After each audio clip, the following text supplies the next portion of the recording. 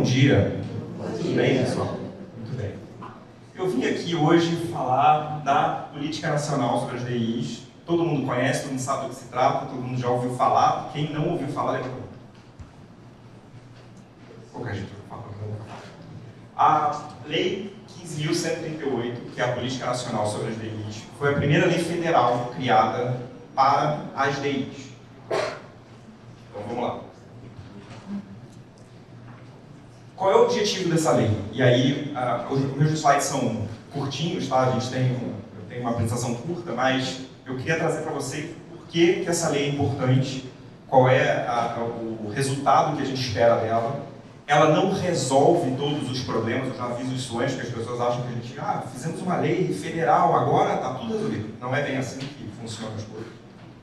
Então, eu estou aqui para mostrar para vocês o que a gente espera dessa lei. Quem aqui, vou pedir para levantar a mão, já sofreu preconceito por ter doença inflamatória intestinal? Quem aqui demorou, quando eu digo demorou mais de 3 anos para ter o diagnóstico? Então, essa lei, duas coisas que ela pretende fazer é diminuir esse tempo, que a gente sabe que vem diminuindo, né, ao longo dos anos, e também tentar reduzir um pouco esse preconceito. Então, foi sancionado em maio, tá, em homenagem ao Maio Roxo, e foi a primeira lei federal voltada para as DIs. Então, vamos falar de cada... A lei é bem curta, tá, gente? Vocês podem ler depois lá nos sites do governo. A lei é bem curtinha, mas a gente vai puxar aqui alguns artigos para entender o impacto dela. O artigo 1º diz que a política será desenvolvida de forma integrada e conjunta pela União, pelos Estados, pelo Distrito Federal e pelos municípios por meio do SUS. Tá. O que significa isso? Essa lei, então, ela reconhece oficialmente a necessidade da ação integrada. A gente sabe que precisamos estar todos unidos. Então, União Federal, União, Estado, Município, nós que somos aqui da área de Rio, a gente sabe muito bem o quanto que a gente precisa do município, o quanto que a gente precisa do Estado para dispensar medicamento e outras coisas. A gente precisa da união dos pacientes, dos médicos. Então, hoje a gente está aqui nesse evento, por favor, façam perguntas para os médicos. Vocês não gostam de perguntar, né? Chega lá na consulta, não vou perguntar se eu posso fazer tatuagem. Vai lá e faz a tatuagem assim mesmo. Eu não vou perguntar se eu posso tomar a vacina de febre amarela. Aí vai lá, está tomando biológico, e vai lá e faz a vacina. Aí, a gente sabe que a gente precisa perguntar. Então, usem o dia de hoje para perguntar. Artigo 2º. Define ações para execução de campanhas nacionais de divulgação. Basicamente, esse artigo ele define, ele institui formalmente, o Maio Roxo já existe, mas ele dá mais força para a gente começar a pensar em fazer um Maio Roxo mais pesado, né? Mais forte, mais integrado no país inteiro. Então, é muito comum as pessoas que trabalham em empresas chegarem nas empresas e em outubro ter o Outubro Rosa, em novembro ter o Novembro Azul, Setembro Amarelo, enfim, tem tudo isso. Mas a gente não vê nas empresas o Maio Roxo, a gente não vê outras ações. Tudo bem, a gente entende até que talvez tenha menos gente com TI do que talvez outras doenças, e que o impacto na empresa, a empresa gosta de fazer para aparecer, né? Então, mas aqui a gente tem mais um artigo que define que os governos vão precisar executar essas ações, então a gente tende a ver um aumento das ações de conscientização, e isso necessariamente, né, tende a diminuir o preconceito. Eu passei muito problema durante a minha trajetória com a doença. Eu já fui demitido porque tinha AIDS. Acho que quem conhece a minha história sabe que isso aconteceu. Fui demitido. Tá muito magro, tem AIDS, pode ir embora.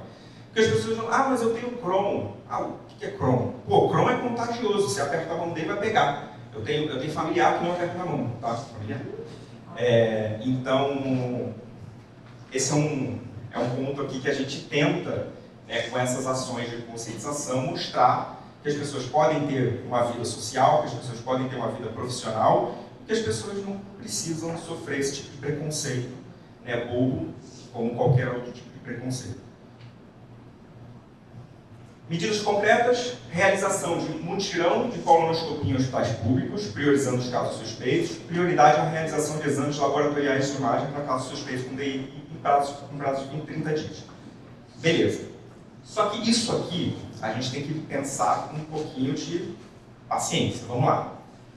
Vocês lembram qual foi, em 2020, o grande problema que levantaram quando a Covid surgiu? O SUS vai, né, os hospitais vão colapsar. Se a gente começa a fazer colonoscopia em todo mundo e começa a fazer caso de imagem para qualquer pessoa que chega com uma diarreia, a gente vai colapsar tudo. Então a gente precisa de quê? Planejamento. A lei é o start, é o ponto inicial. Agora a gente precisa planejar. A gente precisa chegar junto com os órgãos públicos e planejar. Assim, ó, tem que ter um plano, tem que ter um método, tem que ter uma metodologia, um modelo, seja lá o que for, para que não mande todo mundo fazer tomografia. O cara chegou, comeu um negócio estragado, chegou no PS, não, faz a tomografia que eu acho que é pronto. Calma aí, tá por aí, né? A gente precisa ter um pouquinho de calma nas coisas. Mas a lei, ela abre porta para uma coisa que não era feita. Então, como eu pedi para todo mundo, para quem tivesse demora no diagnóstico, levantar a mão. Eu demorei muito para ter meu diagnóstico. Eu passei por muitos problemas, do tipo, um médico falou que era frescura, outro médico falou que não tinha nada, outro médico falou que ia morrer, essas coisas aí, que todo mundo e que todo mundo, provavelmente, a grande maioria já passou por isso. Então, a gente tende agora a ideia da lei que a gente consiga diminuir esse tempo de diagnóstico. Acolhimento.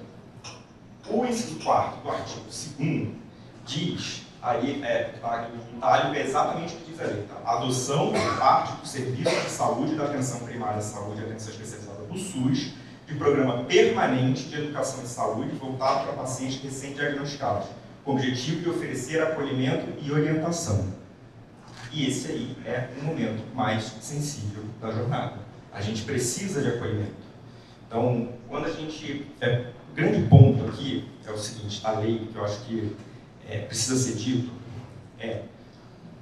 eu não preciso hoje do SUS.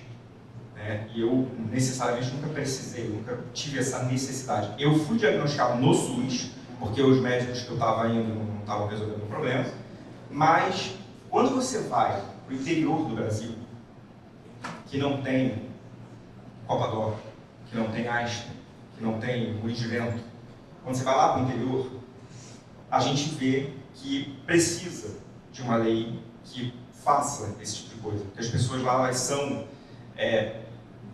mais desinformadas nesse sentido, é o que a gente estava falando antes, né? Tem um trabalho muito grande pela desinformação, né? Então a gente precisa de acolhimento em todas as esferas federais e estaduais, as esferas do governo. Resultados esperados. O texto é extremamente simples, então depois eu peço para vocês lerem. É uma página de lei, é uma lei muito simples, uma lei muito pequena, mas ela é muito prática. E ela tende a reduzir, né, ela veio com o objetivo de reduzir o tempo de diagnóstico, ela veio com o objetivo de reduzir preconceito, ela veio com o objetivo de acolher as pessoas. E agora a gente tem respaldo legal para transformar, para cobrar das esferas públicas. A gente tem um respaldo legal para fazer isso, para se unir e começar a cobrar para ver uma melhora, né, no tratamento, no diagnóstico, no acolhimento dos pacientes. É isso que eu tinha a dizer. Muito obrigado.